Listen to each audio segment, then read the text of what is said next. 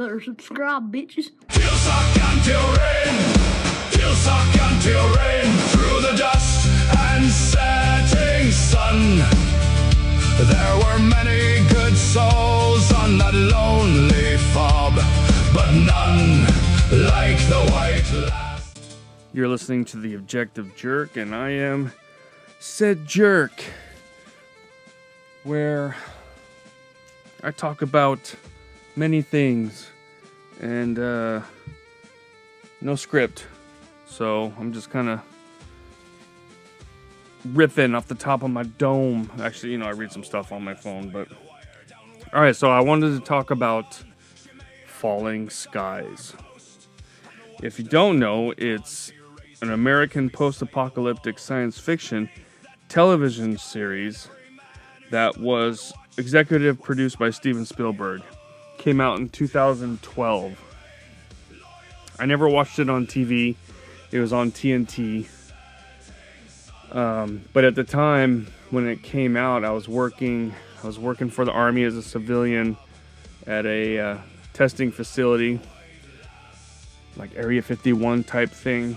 And we would sit there. Sometimes our job required us to sit there and just in a vehicle and guard like a Connex that had certain items in it or whatever.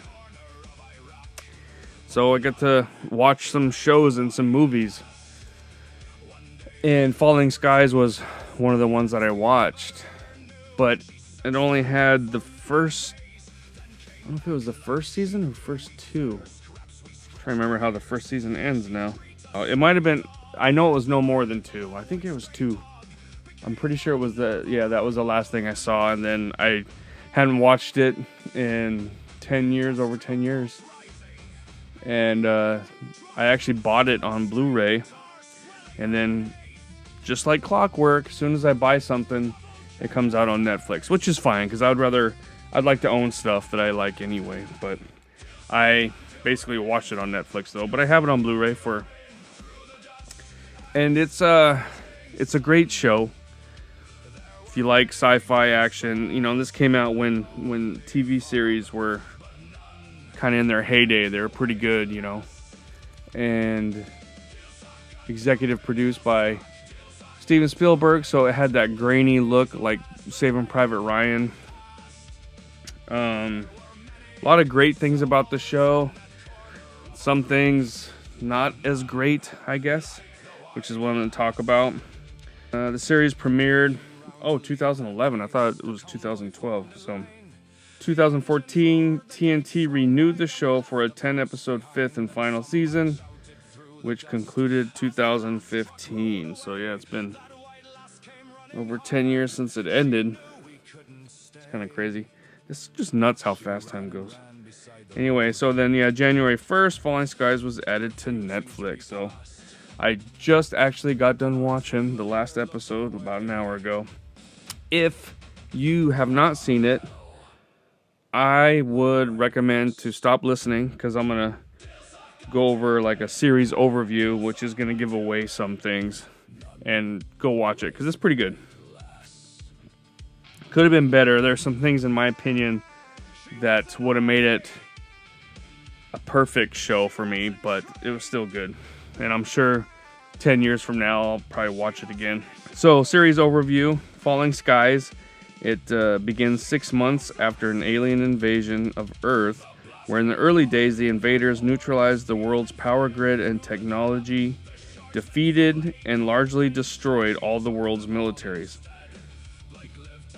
and killed over 90% of the human population by destroying all of the world's major cities and capitals.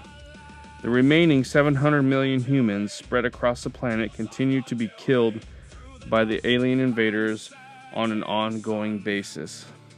The aliens include mechanical attack drones called mechs, a species of six-legged beings known as, quote, skitters, that appear to control the mechs, and a mysterious species known as the overlords, or the scifi, which you don't learn about those till later, so that's what I'm saying. If you haven't watched it,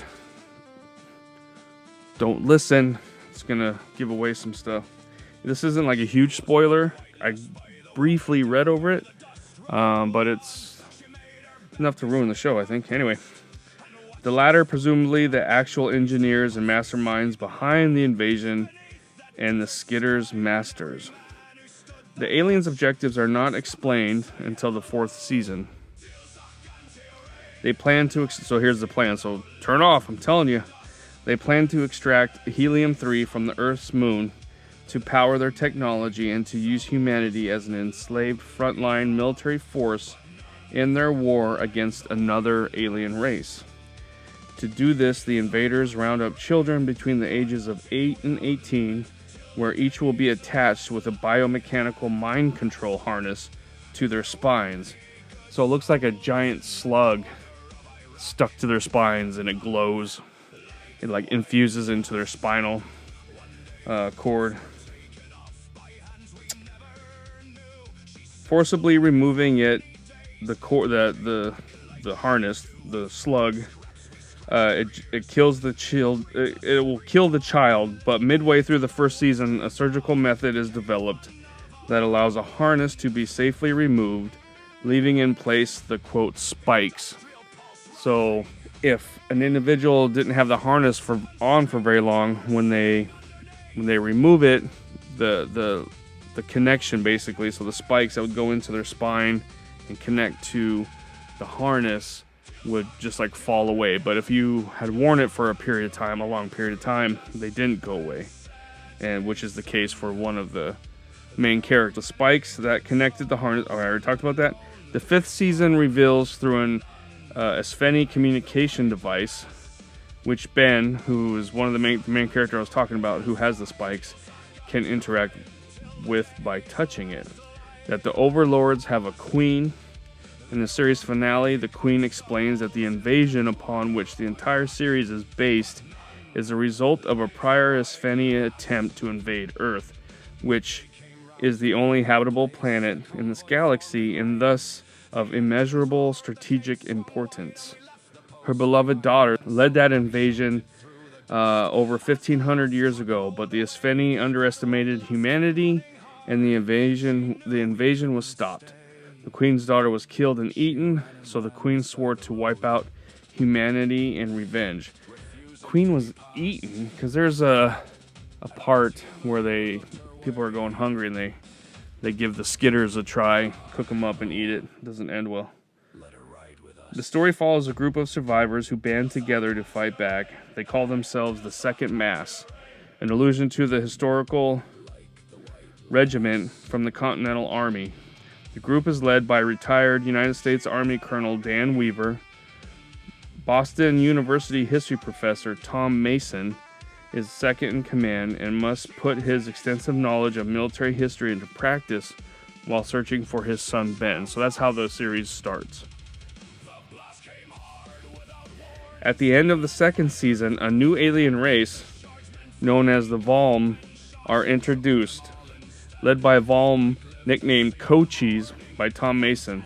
The Valm, I think I'm saying that wrong, but the Valm are another species whom the scifi conquered in their galactic expansion and who want to destroy the scifi in revenge. While more Valm's forces arrive at the end of the 3rd season, an attack on the Valm across the galaxy causes all but Cochise and a small team of Valm to abandon the Earth. Cochise and his soldiers continue to aid humanity in their war with the scifi despite the lack of support from their superiors, notably Cochise's father.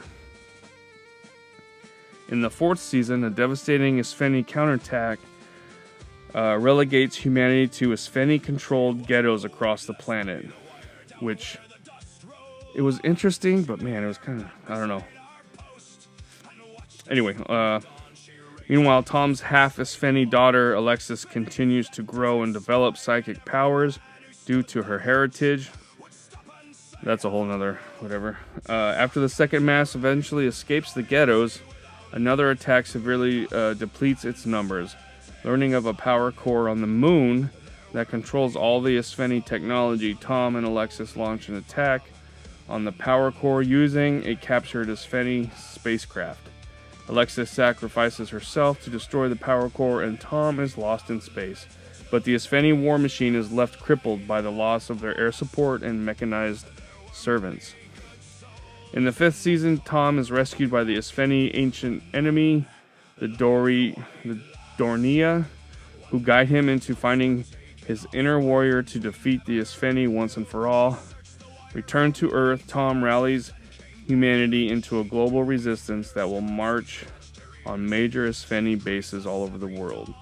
Tom leads the militas in the United States in a march on the Isfeni base in Washington, D.C. with the help of an Isfeni communications device. Humanity learns that the Isfeni serve a previously unknown queen who comes to planets when victory is assured, and the Isfeni are moving from invasion to occupation. Indeed, while in Washington, Tom spots signs of the Isfeni moving in on Earth, tracking the queen to the ruins of the Lincoln Memorial. Tom confronts her alone, and she informs him of the true reason for the invasion. Tom manages to infect the Isfeni queen with the Dornia bioweapon, killing her and spreading the bioweapon throughout the Isfeni species. The Isfeni are destroyed and the Earth is freed. Months later, humanity is united in a favorable position, no longer faced by the pre-invasion challenges of overpopulation. What they're trying to say something. While moving forward with the benefits of the technology taken from the Isfeni, Volm, and Dornia, humanity begins rebuilding Earth and making plans to elect a new leader. When Tom is offered the leadership position, he refuses. So that's the gist of it. Which it doesn't, explain everything, but if you're listening to this and you haven't watched it, why did you listen to it? Anyway, so Noah Wiley, who was famous for ER, he was Tom Mason. Very reminiscent of like Major Winters from Band of Brothers. Kind of had the same,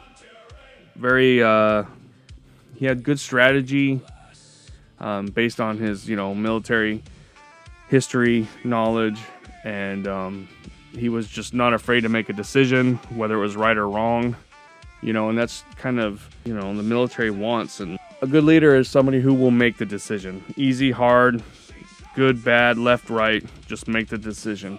And that's the kind of character that Tom Mason is. It did kind of, because he's in the company, or the little what do you call it, the militia, with his 3 sons, and plus then he's like got a love interest, and so it's like his core people. He kind of makes brash decisions to help them, but then it kind of comes back to bite him. I don't know, like some things kind of, I was, as I'm watching it, I really liked the character, and I was like, okay, yeah, that's good, this and that. And then sometimes he would make decisions, and it was just kind of like, what? And then he just kind of always seemed to get out of everything. It was kind of, he was just like indestructible, basically. A little bit of plot armor, I think, kind of. But not too bad, but enough to where I noticed it. Moon Bloodgood. Crazy name, right? But she was in, I knew her from, like many people, Terminator Salvation. And so she played Anne, who was a pediatrician. So she ended up being a doctor for everybody. And the love interest for Tom Mason. And she was actually a character I liked a lot. I think generally the actress Bloodgood, she kind of plays badass women. So this one, she just plays, a doctor, a female doctor. But she does have her badass moments later on out of necessity. So it's kind of cool to see. So Drew Roy. So this show was filmed in Canada, so there was a lot of Canadian actors. And some of them, their Canadian accent would come out sometimes. About home, which was kind of funny. But anyway, so Drew Roy, I don't know if he was Canadian. I'm not looking up everybody's details, but he played Hal Mason, the oldest son to Tom Mason. And he was probably one of my least favorite characters. He just kind of bugged me. Like he's a good soldier and he was dependable and this and that, but overall he just kind of annoyed me. I don't know if it was the writing or what. And then Jessie Schramm, who played Karen, who she was in some stuff too, I couldn't remember, but she was a blonde actress. So she's part of the resistance and a love interest for Hal, but then she gets captured and harnessed, and then kind of becomes part of the alien group, the alien side. I think even when she's not harnessed. So she just, there was no saving her. And man, did she get annoying. Like, they would just run in, I don't know, she kept showing up with a white flag. Oh, I just want to talk. And the whole time I'm just yelling at the TV, shoot the bitch. Shoot her. Why? Just shoot her. But I mean, at first it was like they didn't know, she was a friend. But after, I'm not going to get into too much detail, but like after so many things happen, it's like, it gets to a point where it's like, bro, just shoot the bitch, man. And finally, they do. And I was just like, yes. Thank you. Gosh, I was so happy when that happened. Does that sound bad? Anyway, Maxim Knight played Matt Mason, so he was the youngest son. And actually, he had, at first it was just kind of the little son and a kid trying to get through everything, and to give you like a perspective from a child but he ends up becoming a pretty cool character. He's a little trusting, which ends up screwing him a couple times. And you're watching it and you're like, no, Matt, don't say it. Oh, come on, you said it. Don't. And he just gets, but he was young, so whatever. And then, how the hell do you say this? Seychelle Gabriel played Lourdes, who was a young, like, pre-med, so she helped Anne, help patch people up and everything. And she actually had some interesting, she was kind of always just on the side or whatever, but then she kind of had an interesting arc. But then the last season that she was in, it's kind of annoying, her character. Let's see. Peter Shinkoda played Dai. He was like an Asian dude from the beginning. He ends up getting killed. He was a pretty cool. I mean, he didn't really do a whole lot, but he was always there fighting. What the hell? Mfo? M-P-H-O. That's the first name. How do you say that? Mfo? I don't know. But he played Anthony, black dude. I'm guessing from Africa based on that name. But who was like a police officer and one of their better soldiers. He ends up kind of stabbing him in the back briefly. I won't go into details about that. So Connor Jessup plays Ben Mason, the son who was, had the harness. And he starts, after they remove the harness, he has like a connection to the aliens, which helps them, which was kind of cool. He kind of ended up getting like superpowers, sort of. Which was kind of cool, but I'll talk more about that later. Sarah Carter played Maggie, who was a love interest for Hal. She was a badass character. Plus, she was nice to look at. Colin Cunningham played John Pope. So Pope is kind of like the anti-hero kind of dick. That he was actually my favorite character. And I don't know, I think they kind of did his character dirty. I was kind of expecting a redemption kind of thing from him. I mean, it got to a point where that was kind of, there was no way. He'd already, but he was always kind of going back and forth with against Tom Mason, because he didn't like authority, and he was a convict, and he typical kind of whatever, but he would come through in a pinch, and I always kind of thought that he was going to become good friends with Mason, but they never did. I don't know, I didn't like what happened to him. And then you had Doug Jones, he's a guy that plays all kinds of aliens in every kind of movie out there. He played Cochise, the one alien.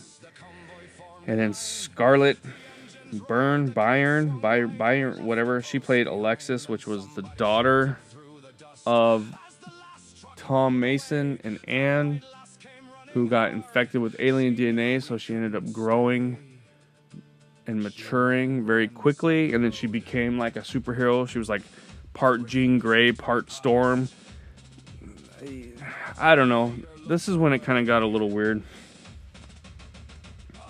I didn't hate it, but I liked it when it was more grounded and basic. And I guess you got to try and move the story and keep it fresh a little, but I don't know. It kind of, there's a couple seasons where I was just like, yeah.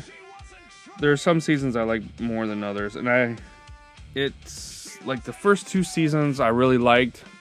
It was just them trying to survive and figure out what's going on and trying to, collect gas and food and a place to live and, just figure out how to fight the skitters and the aliens. That's kind of what I liked the best. And then the 3rd season, they ended up finding a small group of, well, not small, but, smaller than a normal city or whatever, but like a group of people came together, some government officials, military. They were able to start like a new small civilization, growing crops and stuff like that. So like the end of the 2nd season, I think the last 2 episodes they're there, and then they're about to leave, and then that's when that other alien, the good aliens, come by. And that was the last thing I saw, I'm pretty sure, originally. And then so the 3rd season is like Tom Mason is the acting, or he's basically the president. And I don't know, just so much changed from the 2nd season to the 3rd that it was kind of like, what the hell? I don't know. And then it just started getting like all kinds of different alien worms infect you and just control people, and it was starting to get like very X-Files, which I didn't hate, but I don't know, it was all right. And then the 4th season, they all get separated and they get into what do you call it, the ghettos, the little internment camps. So it split everybody up, because before it was like it just followed the second mass as a group. But then that's the beginning of the 4th season.